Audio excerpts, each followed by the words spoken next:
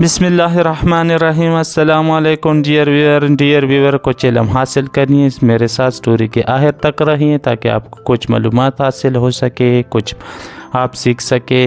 اسلام کا کتنا عبرتناک منظر تھا جب متعصب بلا آہنی زنجیروں میں اور بیڑیوں میں جکڑا چنگیز خان کے پوتے ہلاکو خان کے سامنے کھڑا تھا۔ کھانے کا وقت آیا تو ہلاکو خان نے خود سادہ برتن میں کھانا کھایا اور خلیفہ کو سامنے سونے کی تشتریوں میں ہیرے جواہرات رکھ دیے۔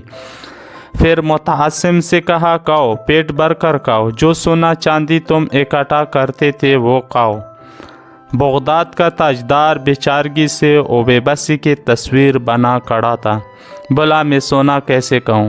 ہلاکو نے فوراً کہا، پھر تم نے یہ سونا اور چاندی کیوں جمع کیا؟ ہلاکو خان نے نظریں گھما کر محل کے جالیاں اور مضبوط دروازے دیکھے اور سوال کیا، تم نے ان جانیوں کو پگھلا کر آہنی تیر کیوں نہیں بنائے؟ تم نے یہ جواہرات جمع کی بجائے اپنے سپاہیوں کو رقم کیوں نہ دی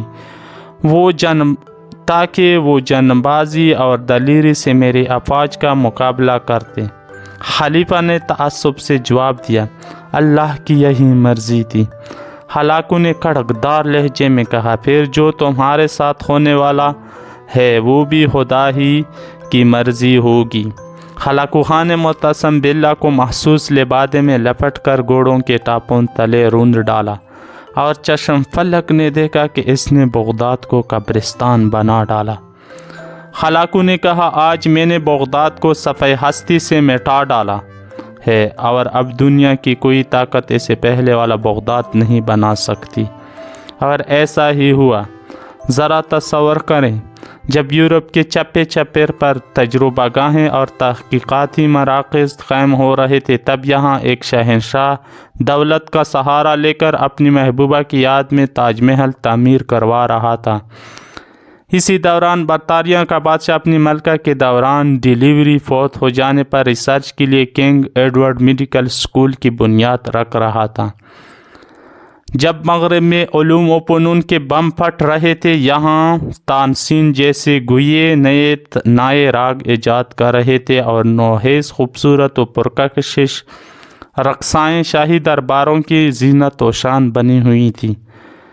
جب انگریزوں، فرانسیسیوں اور پرتگالیوں کے بحری بیڑے بر صغیر کے دروازوں پر دستک دے رہے تھے، تب یہاں ارباب اختیار شراب و کباب اور چنگ و رباب سے مدہوش پڑے تھے۔ تاریخ کو اس بات سے کوئی غرض نہیں کہ حکمرانوں کی تجوریاں بری ہیں یا حالی ہیں، شہنشاہوں کے تاج میں ہیرے جوڑے ہیں یا نہیں، دربار میں خوشامدیوں، مراسیوں، طبلہ نوازوں، طوائفوں، وظیفہ خواروں، شعروں اور جی حضوریوں کا جرمٹ ہے یا نہیں۔ تاریخ کو صرف کامیابیوں سے غرض ہوتی ہے اور تاریخ کبھی عذر قبول نہیں کرتی۔ یاد رکھیں، جن کو آج بھی دولت سے لگاؤ اور طاغوت کی غلامی کا چسکا ہے، ان کا حال خلیفہ متعصب باللہ سے کم نہیں ہوگا۔ اے سوئی ہوئی امت مسلمہ، اب نیند سے بیدار ہو جاؤ۔ پیارے سامعین، آپ اس طرح سے کیسوں سے کیا سبق لیتے ہیں؟ کمنٹس میں بتائیں تاکہ دوسرے لوگوں کو بھی علم حاصل ہو سکے اور آپ جیسے معزز لوگوں سے مجھے بھی کچھ معلومات حاصل ہو سکے۔ والسلام علیکم ورحمۃ اللہ وبرکاتہ۔